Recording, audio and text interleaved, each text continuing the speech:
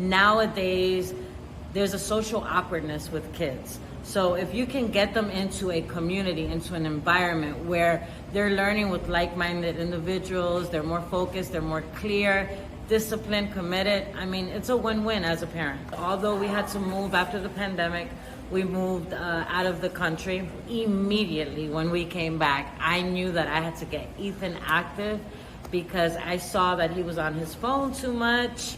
He was watching TV, and I knew that I had to get him back into gear. And let me tell you, when I brought him, I was a little concerned because he was very lazy. He was getting bad habits. But after consistently bringing, he's right on track. He's doing everything he needs to do, and he loves coming. Now I don't even have to ask him. What are some of the benefits that you've seen? Well, I've definitely seen that Ethan is just more alert. He has clear focus. Where before, when he was always on his electronics, he would be easily distracted. I had to always speak to him twice, 3 times, ask him questions. He's just more sharp, more focused, more alert, very active, and has a lot of energy.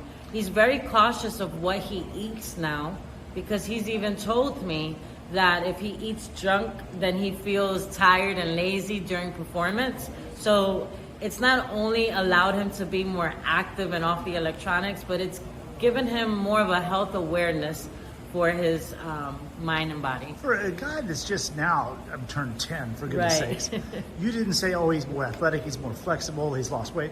You said he focuses more. Right. And he's more present. Yes. Wow, what a great benefit. Yeah, it's amazing. Kids these days, they're so distracted. I mean, if you really think about what the lack of social awareness, social engagement has done to our youth, it's really sad.